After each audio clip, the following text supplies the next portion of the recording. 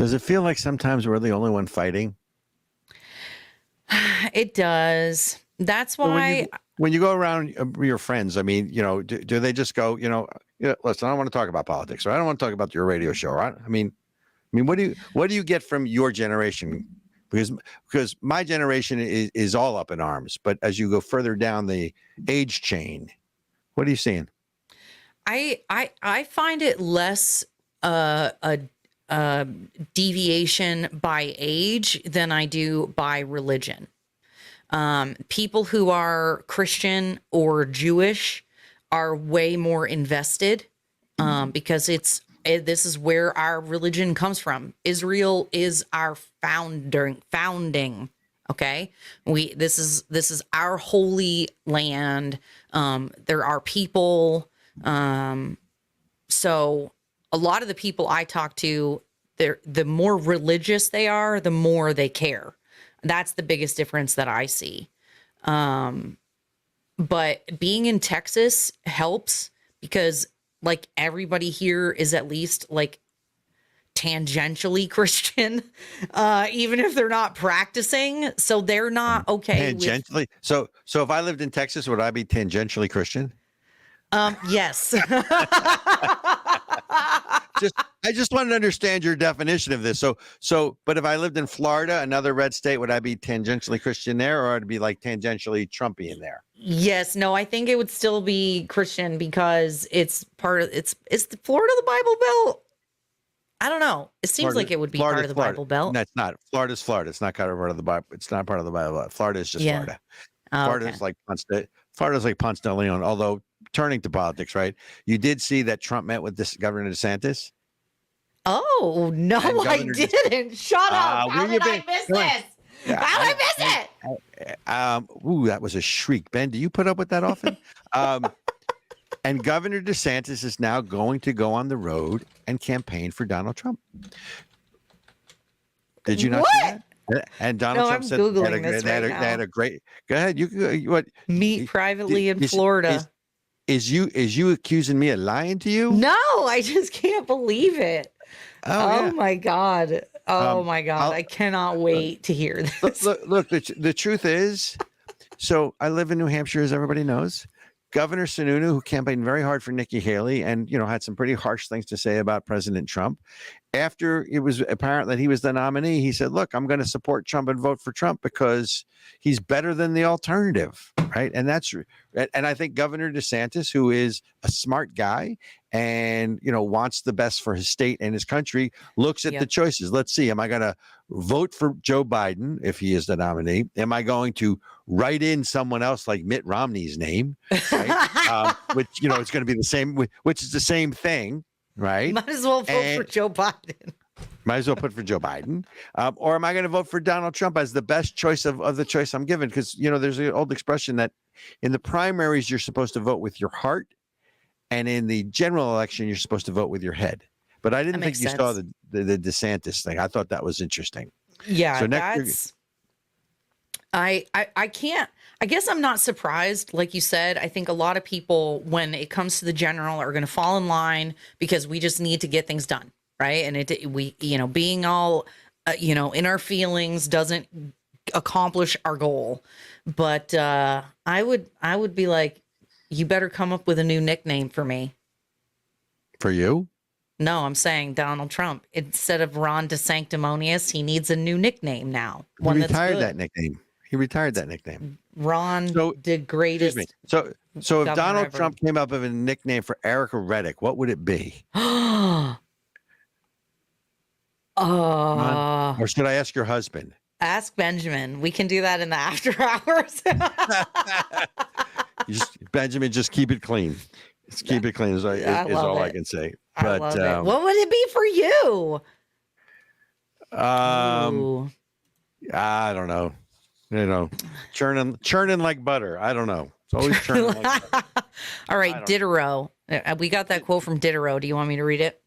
Actually, that's not the right quote I'm looking at. The quote from Diderot, if I can find it, basically says, Islam is the enemy of reason. That's the quote. But I mean, going to politics, right? Did you see? So Biden, right? I mean, you sit there and his latest gaffe was when he was talking about Donald Trump being such a bad guy, and he leans into the microphone and he says, we all can't be trusted.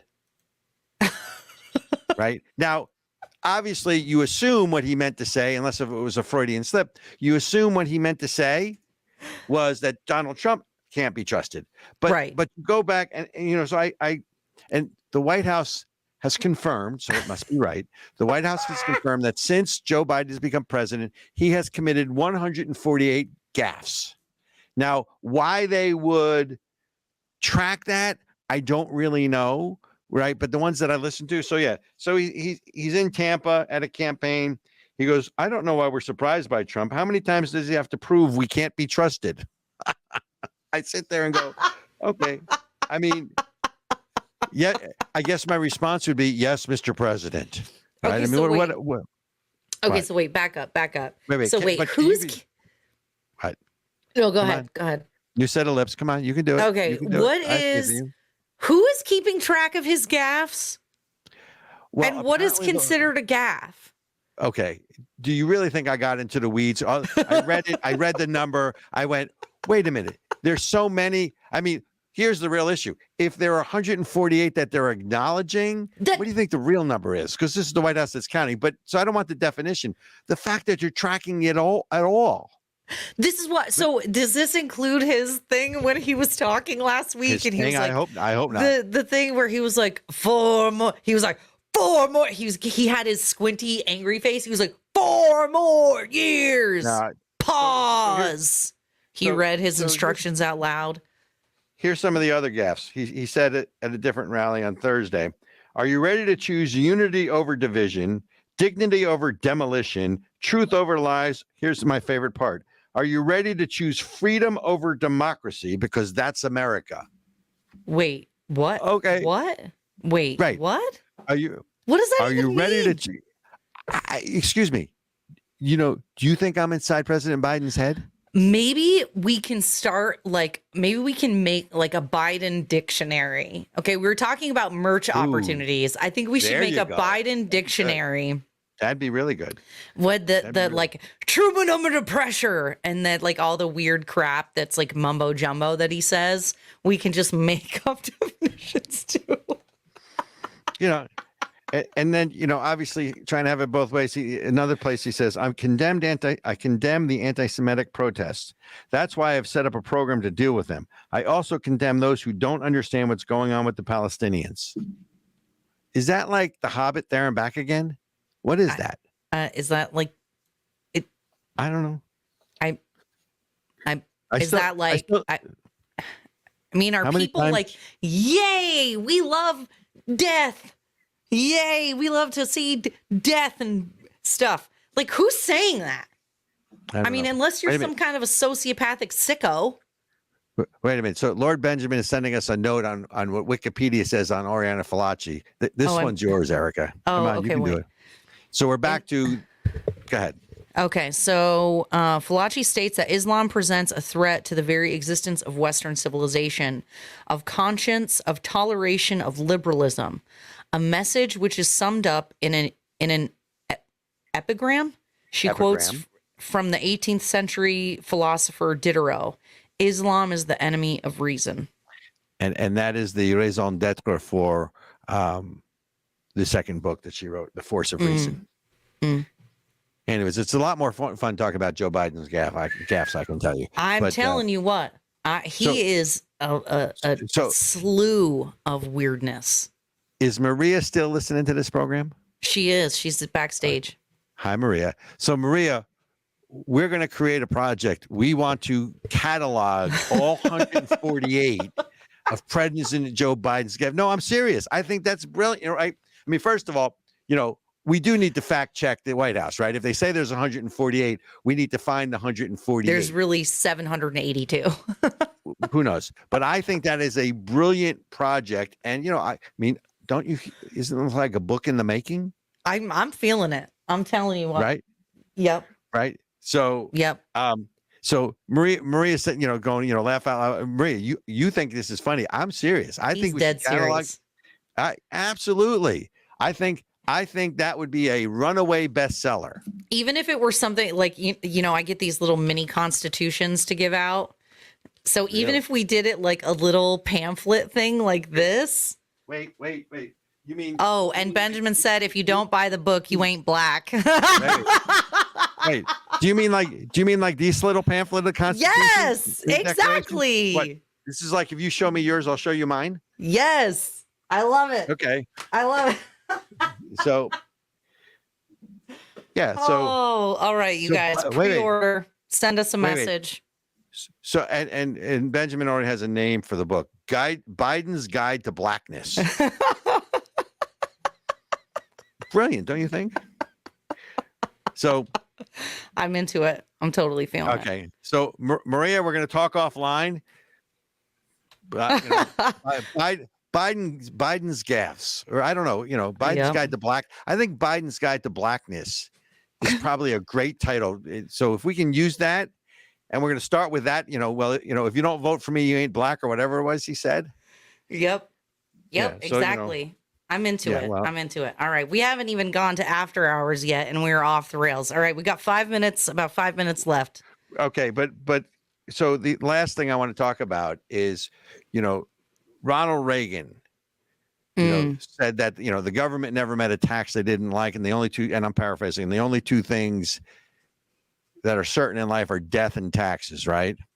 Yep. Except now, apparently, and you're going to love this one, if you were in California, because California just passed something called the exit tax. So if you live in California, Ericka, you need to look this up. Don't ever challenge me.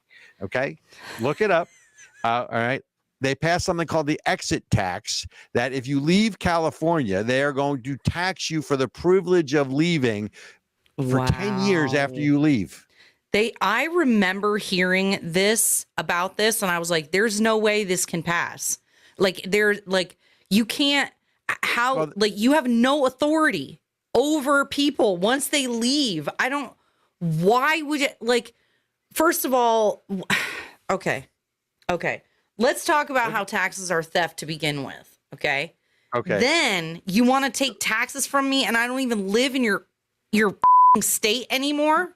Oh, they beeped you out. What was the word you just used? I'm just kidding.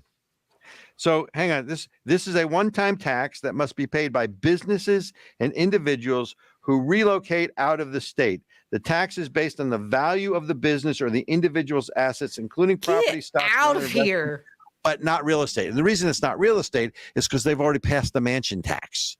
I mean, can you imagine? That was if you sell it, it's like an extra fee or some extra tax. Yes.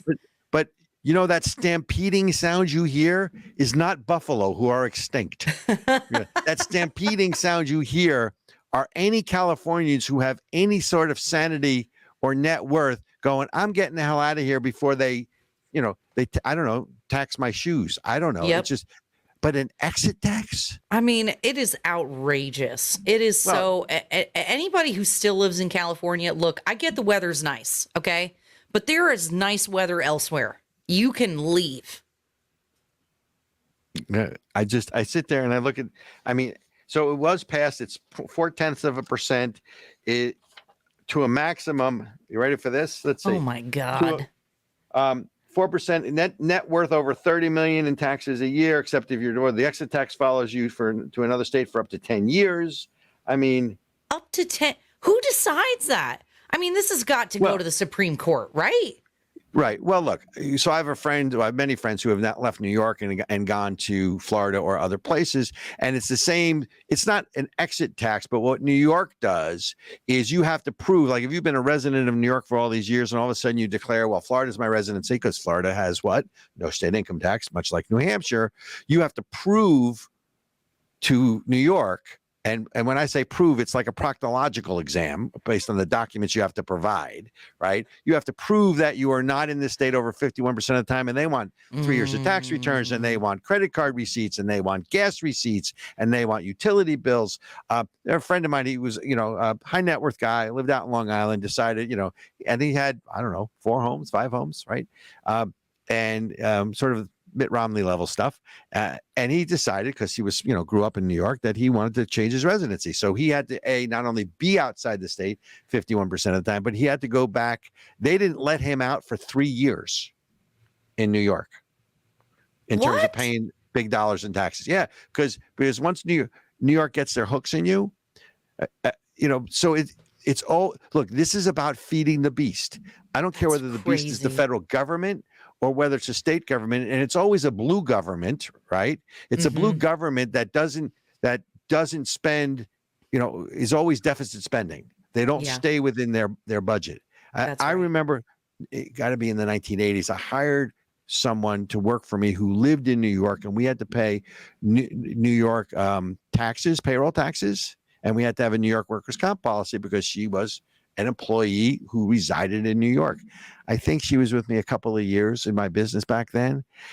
And again, very similarly, when we shut everything down, we had to prove to New York, and it wasn't like just send them a letter. We had to prove to them we no longer had the exposure. They kept billing us, and they kept requiring us. I mean, it's just, it's once they get their teeth in you, right? Because it's all about OPM. That's right. That's right. It's how much of your stuff can I get other people to vote to give me access to, and now you've got, and can we be surprised by the state that's suing Donald Trump for not committing a crime and with no victim? The state that's suing Donald Trump on a charge that's a federal law, right? That the feds didn't think rose to that standard. Don't even. Do you really want to get me pissed off at the end of the show?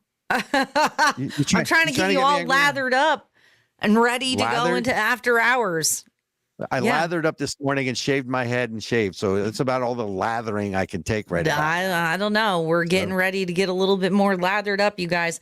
If you have been watching the show for this long, please do like the video. And just so you guys know, when we say subscribe, if you're on YouTube or any of these other social medias, you don't pay for it. So I think there's a misunderstanding that subscribing to the channel is some kind of paid subscription. It's not. I promise. There's no paywall. There's no paywall. I promise it's free. And when we do our after hours on Twitter and Rumble, that is also free. Nothing is paid for. But Ericka's not free. Ben says you cost a lot to maintain. I just want that is true. I am very high maintenance. So y'all, mama needs a new pair of shoes. Go to ASIC and donate. And for those of you who are watching, who want to watch the after hours where we get, where we can be a little bit more free with our words, you got to follow us on one of the free speech platforms of YouTube and Rumble. You mean, I'm sorry. What did I say? Rumble and Twitter. Rumble and Twitter. You mean we can be more free than this? Yes. I thought we were I can today. Swear. We can even swear and say naughty words that you can't say on YouTube. Anything? Is this like anything goes? Anything you can do, I can do better. That's not anything goes. Okay. All right, y'all. I'm going to run the... Don't give up your day job.